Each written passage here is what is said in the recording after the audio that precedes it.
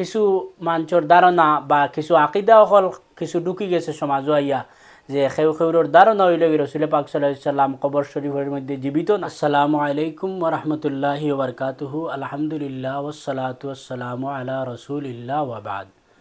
সম্মানিত দর্শক শ্রোতাবৃন্দ, সাহাবায়ে কেরাম হলর রসুল পাক সাল্লাল্লাহু আলাইহি সাল্লাম কবর শরীফের মধ্যে যে জীবিত এই বিষয়ে কতটুক পুক্তা এবং শক্তভাবে তান্তনের আকিদা আসলো ও বিষয়ে একটা হাদিস আমি আপনার সামনে উপস্থাপন করব।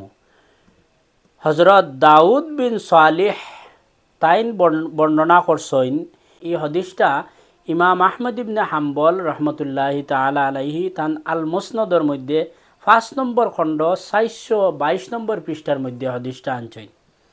মারওয়ান বিন হাকম, আপনারা জানেন বাদশাহ আসলা, শাসক আসলা, মারওয়ান বিন হাকম রোজায়াতরের মধ্যে দাখিল হইছেন। দাখিল হওয়ার বাদে মারওয়ান বিন হাকমে দেখেন যে একজন মানুষে রসুল পাক সাল্লাল্লাহু আলাইহি সাল্লামের কবর শরীফের মধ্যে মুখ লাগাইয়া বই রইছেন। দেখার বাদে তাজ্জুব হয়ে গেছেন।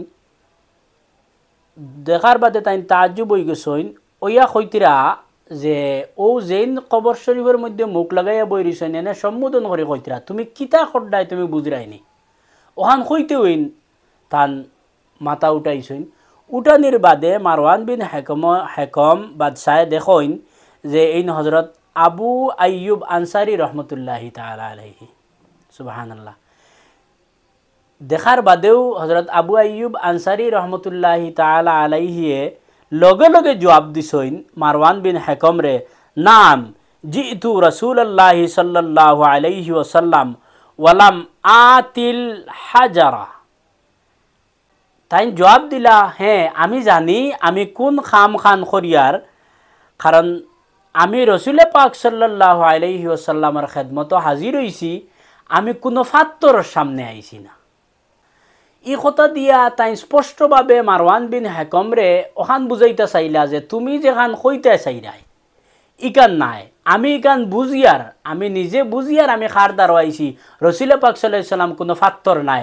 তার মানে রসুল পাক সাল্লাল্লাহু আলাইহি সাল্লাম রওজাতুর মধ্যে জীবিত, আমার কথা হল তাইন হুন্ডা, এবং আমি ইকান বুঝতাম ফারিয়ার আমি কোনো ফাত্তরের দাঁড়াইছি না, রসুল পাক সাল্লাল্লাহু আলাইহি সাল্লাম তান কবর শরীফের মধ্যে জীবিত।